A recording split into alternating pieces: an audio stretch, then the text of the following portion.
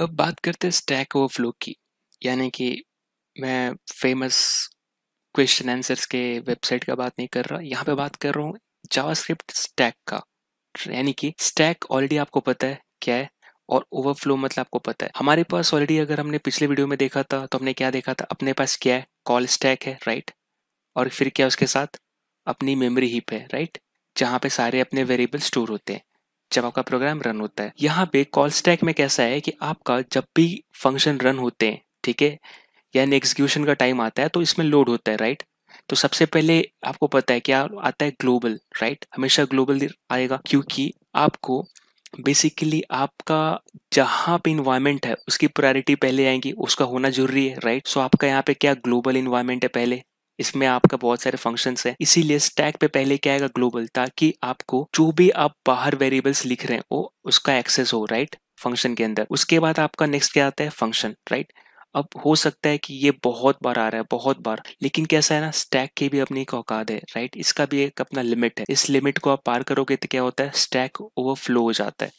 इसी को stack overflow कहते हैं। यानी कि एक तो जितनी स्टैक की साइज दी गई है, आपने उस पे अपने फंक्शंस को रन कर करके, यानी कि लोड कर करके उसका स्टैक को ओवरफ्लो कर दिया, ठीक है। इसका एग्जांपल देखते हैं यहाँ पे कैसा। अगर मैंने यहाँ पे बात करा कि यहाँ पे एक मेथड लिखता हूँ फंक्शन, ठीक है, यहाँ लिखता हूँ कॉल करो, राइट, मैंने ये लिखा, ठीक है।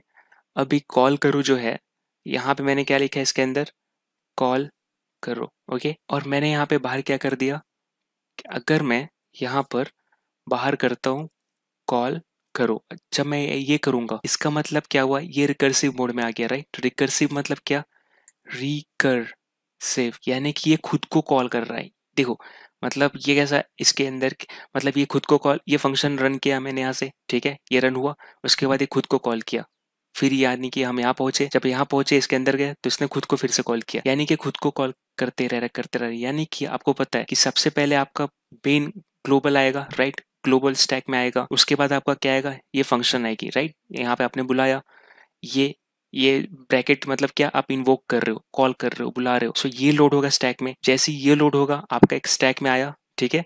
यानी कि अगर मैं यहाँ पे अगर हम बात करें तो आपने यहाँ पे क्या लिखा है, फंक्शन, यहाँ पे लिखा कॉल, ठीक है, ये कॉल है, मान लीजिए यहाँ पे आपने इसके अंदर क्या लिखा, कॉल, राइट, और ये बंद हुआ, यहाँ आपने बाहर कॉल किया इसको।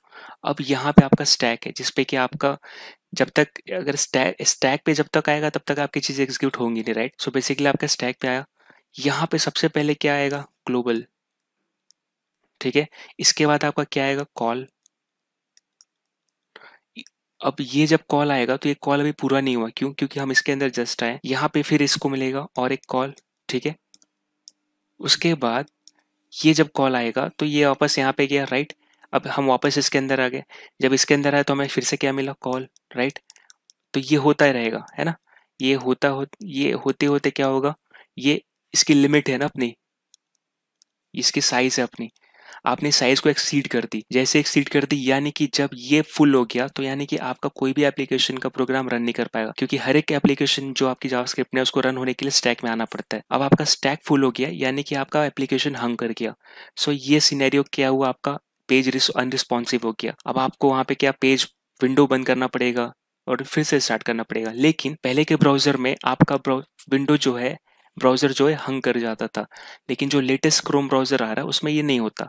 हम यहाँ पे देखेंगे कि ये हमें एरर आ गई है, क्यों, यहाँ पे जैसे इसको पता चला कि ओके आप कुछ ऐसी चीज कर रहे हो जो कि खुद को कॉल कर रहा है, यानी कि स्टैक को फुल कर रहा है, तो उसने बोला कि अब इसमें जगह नहीं है, ठीक है, इसलिए मैंने तुम्हारे प्रोग्राम को टर्मिनेट कर दिया और मैंने अपने ब्राउजर को बचा लिया। यानी कि हमने जो मैक्सिमम कॉल स्टैक का साइज एक्सीड कर दिया था, राइट।